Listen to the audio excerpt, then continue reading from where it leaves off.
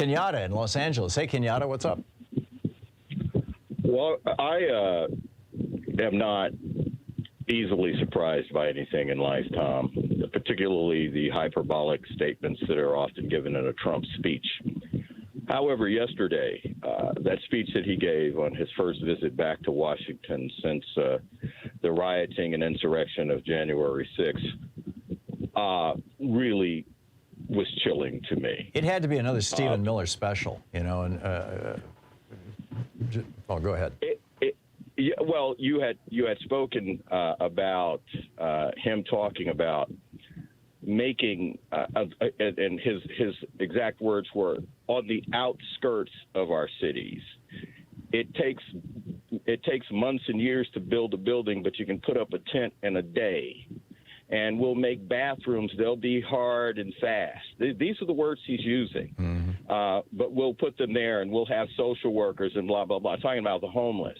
That was astonishing. Yeah. He was basically talking about, and I coined this phrase myself, homeless-tration camps, okay? Yeah, then that's a good one. He went on. He said the words, and I spent a brief part of my life, less than a couple of years in law enforcement, Tom, but it was enough for me to know that it wasn't for me. And because I know that mentality, and I'm not that person. But I will tell you, I became familiar enough with it to know that many cops are some sadistic bastards. And there's been a great deal of anger since the George Floyd, Black Lives Matter, that whole thing. And, during the old days, cops used to do what's called the blue flu. So if they were held to account for some questionable shooting or some questionable action, they would all call in sick because they're not by law they can't strike. That's now become what I call copstortion. So they decided that when they say we can't do our jobs, which basically means if we can't shoot black people in particular in the back, beat them up, disregard them, then we can't do our job, so we'll do nothing. And there's a ripple effect to that. There is going to be a backlash. I'm going to tell you something. If you look a certain way in this country, you'd better be damned concerned about Donald Trump or one of his clones getting in office. And that includes the midterms. Because, Tom, he used the word, our brave police officers, that phrase, 36 times in the first 20 minutes of that speech. I counted them. Whoa. He said, we're going to, and this is a quote, we're going to have to be mean, brutal, and nasty against these criminals. We're not going to have a country anymore. They're taking your country. We're going to hell. I mean, it was unbelievable. It was unbelievable. And if he or those like him get in office, that's going to send a message. The United States, Donald Trump can't change the United States. The United States isn't any different because of Donald Trump. It is what it is. But what Donald Trump can do is give license for this stuff to be public. He said so. He talked about they're taking our police officers' protections.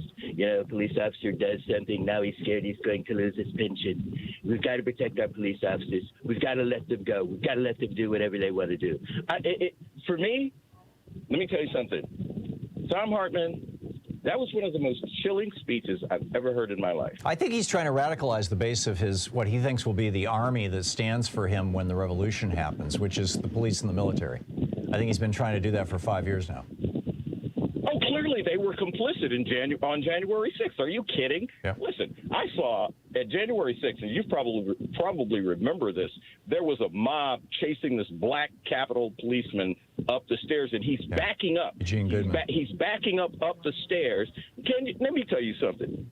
When have you ever seen a mob, quote unquote, of black people chasing after the police and they retreat? No, never. You're right.